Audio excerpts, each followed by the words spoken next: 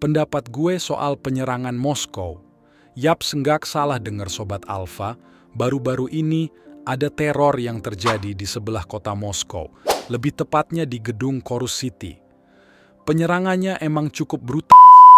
Bayangin aja 4 orang bawa senjata, montang-manting, tiba-tiba melakukan penembakan secara random di gedung. Dan lu tahu nggak itu gedung apaan? Ya, itu gedung konser, men. Itu gedung buat orang seneng-seneng, ya kan? Taunya malah didor sama orang-orang kayak gini. KGK cuman didor aja.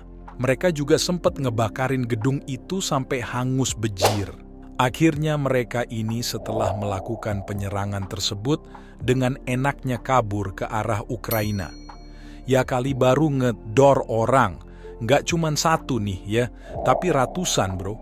Kabur gitu aja. Akhirnya polisi setempat langsung sigap nangkep mereka di dekat perbatasan Rusia-Ukraina. Diinterogasi tuh sama polisinya. Dan ketahuan ternyata mereka ini terafiliasi dengan ISIS. Dan ini juga dikonfirmasi oleh pihak ISIS, bahkan mereka bertanggung jawab atas kejadian tersebut. Terus dampak penyerangan ISIS ke Rusia apa bro Alfa? Apa alasan mereka nyerang Rusia? Mengapa Rusia ini bisa kecolongan sampai kayak gitu? Oke, mari kita jawab dulu dengan data dan berita yang ada dari beberapa sumber ya Sobat Alfa. Jadi kejadian ini tuh mengakibatkan korban berjatuhan hingga 144 orang ya bro. Alfa, nah korban yang tewas ini nggak cuman dari orang dewasa aja. Anak-anak pun mereka terabas. Ini sumber dari The Moscow New Times. Sedangkan dari Al Jazeera terdapat juga 100 korban luka-luka dikarenakan kejadian ini. Lantas mengapa mereka ini bisa melakukan teror kepada Rusia? Apa alasan dibaliknya? Sebelumnya kita definisikan terlebih dahulu apa sih yang kemudian disebut dengan teror dan teroris, sehingga nantinya kita akan tidak salah persepsi dalam memahami hal ini dan dapat mengungkap alasan dibalik tindakan mereka. Teror atau dalam bahasa Latin terere merupakan tindakan untuk membuat takut, to scare, to frighten, deter, terrify. Kata ini mulai sering digunakan ketika zaman Revolusi Perancis. Zaman tersebut adalah zaman ketakutan karena banyak sekali orang yang menentang Revolusi Perancis akan dibunuh. Tidak hanya itu saja, pemerintah juga ikut andil dalam membuat ketakutan di masyarakat. Sehingga karena hal tersebutlah kata ini mulai menjadi sering digunakan. Lalu bagaimana definisi dari teroris ini, Sobat Alfa? Secara definitif di sini ada banyak perbedaan. Ya karena itu tadi definisi itu terpengaruh oleh nilai, norma, dan politik. Sehingga dalam berbagai aspek definisi dari beberapa sumber akan berbeda.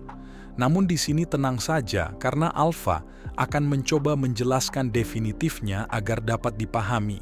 Oke, di sini kita mulai dari definisi pertama dari CIA. Dalam dokumennya dijelaskan sebagai berikut. Terrorism is the calculated use of violence or the threat of violence to attain political goals through fear, intimidation, or coercion. It usually involves a criminal act, often symbolic in nature and is intended to influence an audience beyond the immediate victims. International terrorism is terrorism transcending national boundaries in the carrying out of the act, the purpose of the act, the nationalities of the victims, or the resolution of the incident. These acts are usually designed to attract wide publicity in order to focus attention on the existence, cause, or demands of the perpetrators. Artinya teroris adalah penggunaan kekerasan atau ancaman kekerasan yang diperhitungkan untuk mencapai tujuan politik melalui rasa takut, intimidasi, atau paksaan, yang biasanya melibatkan tindakan kriminal, seringkali bersifat simbolis, dan dimaksudkan untuk mempengaruhi khalayak di luar korban langsung.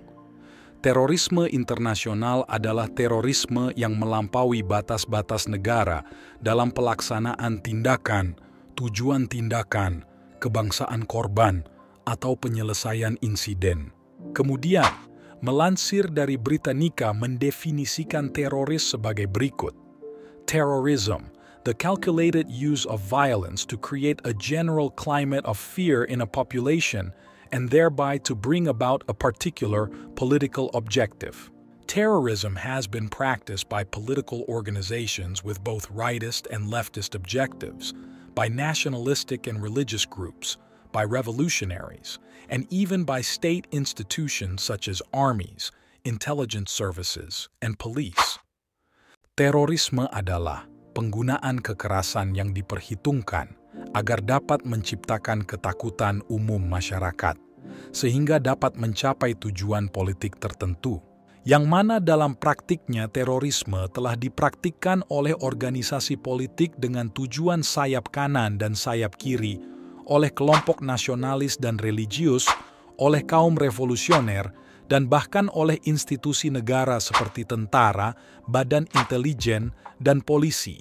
Sedangkan menurut UU Indonesia No. 5 tahun 2018 menjelaskan terorisme sebagai berikut. Terorisme adalah perbuatan yang menggunakan kekerasan atau ancaman kekerasan yang menimbulkan suasana teror atau rasa takut secara meluas, yang dapat menimbulkan korban yang bersifat massal dan atau menimbulkan kerusakan atau kehancuran terhadap objek vital yang strategis, lingkungan hidup, fasilitas publik, atau fasilitas internasional dengan motif ideologi, politik, atau gangguan keamanan. Sehingga dari beberapa definisi yang telah disampaikan tadi, ada beberapa unsur yang mengindikasikan tindakan terorisme. Yang pertama, penggunaan kekerasan. Yang kedua, dilakukan oleh kelompok tertentu. Yang ketiga, dengan berbagai macam motif, namun umumnya motif politik. Dan yang terakhir, berdampak luas. Kemudian, mengapa Rusia bisa menjadi sasaran ISIS? Untuk menjawab ini terdapat berbagai faktor lagi yang memengaruhinya. Menurut saya, penyerangan yang ada di Moskow itu bisa terjadi karena atas dasar visi dan misi mereka itu sendiri, di mana yang kita ketahui ISIS ingin mendirikan negara khalifah yang menggunakan sistem syariah di dalamnya dengan berbagai cara, sehingga ketika mereka melihat ada negara yang lebih kuat dari mereka dan tidak beragama Islam, maka mereka akan mencoba membuat teror kepada negara tersebut. Alasan lainnya lagi karena ada indikasi dari pemerintahan Rusia itu sendiri. Kita tahu Putin adalah seorang presiden yang menjabat lama di Rusia sekarang. Kemungkinan yang terjadi adalah tindakan terorisme itu sendiri dibuat oleh orang dalam Rusia agar membuat takut masyarakat. Mengapa harus dibuat takut? Supaya lebih pro terhadap pemerintahan Putin, agar rakyat semakin percaya kalau tidak ada Putin tidak aman. Mengapa pemerintah? Yaitu dikarenakan kecurigaan saya, bagaimana kemudian orang asing dengan santainya membawa senapan otomatis tanpa diketahui oleh aparat setempat, patut dicurigai juga kan? Yang ketiga adalah indikasi dari Ukraina. Kalian lihat sendiri bagaimana dampak peperangan antara Rusia dan Ukraina. Sehingga dengan bekerja sama dengan ISIS, Ukraina ingin membuat teror kepada Rusia dan membuat rakyatnya takut sebagai upaya balas dendam. Dasar pendapat saya mengarah ke Ukraina mengenai hal ini adalah, di saat penangkapan mengapa arah mereka hendak menuju ke Ukraina, kenapa tidak ke arah yang lain? I don't know. This is just my opinion. Yang keempat, saya menaruh kecurigaan terhadap Amerika, namun itu sangat kecil sekali. Menurut saya, Amerika lah yang secara sengaja membuat kegaduhan di Moskow. Untuk alasan mengapa Amerika melakukan tindakan tersebut, Alfa tidak tahu. Namun alasan mengapa Amerika bisa terlibat dalam kasus ini, dikarenakan Amerika telah membuat informasi terhadap warganya di situs web untuk tidak berkeliaran di sekitaran Moskow sebelum hal tersebut benar-benar terjadi. Dan itulah pendapat saya mengenai kejadian yang ada di Moskow, Sobat Alfa. Jika kalian tertarik, silahkan komen di kolom komentar. Dan jika kalian suka konten saya, silahkan like. Kalau tidak suka, silahkan dislike. See you next time and goodbye.